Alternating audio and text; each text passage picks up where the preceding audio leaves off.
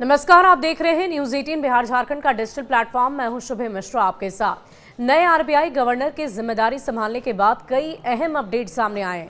Economy की हालत सुधरने के अलावा महंगाई दर में गिरावट आई है और ब्याज दर की कटौती का सिलसिला भी शुरू हो गया है। अप्रैल के पहले हफ्ते में होने वाली एमपीसी मीटिंग में रेपो रेट में कटौती की उम्मीद की जा रही है और अब आरबीआई की तरफ से दी गए अपडेट में ये कहा गया कि जल्द ही महात्मा गांधी की नई सीरीज में 10 रुपए और 500 रुपए के नोट जारी किए जाएंगे। नई सीरीज पर गवर्नर संजय मल्होत्रा का हस्ताक्षर होगा।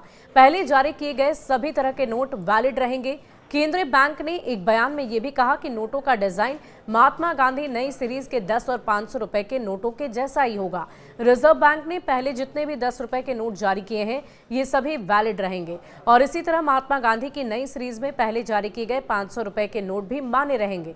इससे पहले पिछले महीने भी आरबीआई ने गवर्नर मल्होत्रा के हस्ताक्षर वाले 100 और 200 रुपए के कई नोट जारी करने के ऐलान किए थे और इसी के मद्देनजर ऐसा ही किया गया।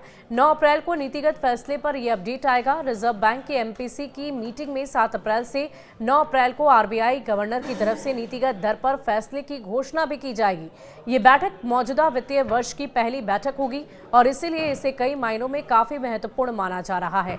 जानकारों का यह अनुमान है कि इस बैठक में एक बार फिर से रेपो रेट में 0.25% तक की गिरावट दर्ज की जा सकती है, कटौती की जा सकती है। लगातार दूसरी बार रेपो रेट घटेगा और अगर इस बार भी रेपो रेट में कटौती आ गई तो यह लगातार दूसरा ऐसा मौका होगा जब रेपो रेट कम होगा और अभी 6.25% के स्तर पर रेपो रेट है। इस बार भी इसमें 25 पॉइंट्स की कटौती की जा सकती है और अगर यह ऐसा होता है तो ये गिरकर 6% पर आ जाएगा। आरबीआई के इस फैसले से इकोनॉमी को बूस्ट मिलने की उम्मीद है और इससे पहले फरवरी में नई आरबीआई गवर्नर ने अपनी पहली एमपीसी मीटिंग में रेपो रेट को 0.25% घटाकर 6.25% तक कर दिया था। इसके अलावा 7 अप्रैल से एमपीसी की मीटिंग शुरू होगी और इस बार रिजर्व बैंक की मॉनेटरी पॉलिसी कमेटी की मीटिंग 7 अप्रैल से शुरू हो जाएगी।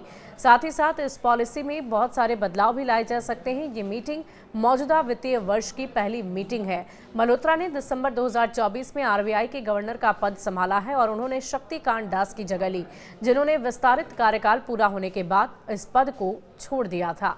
अब देखने वाली बात होगी कि एमपीसी की इस मीटिंग में क्या क्या महत्वपूर्ण फैसले आरबीआई की तरफ से लिए जाते हैं। शुक्रिया।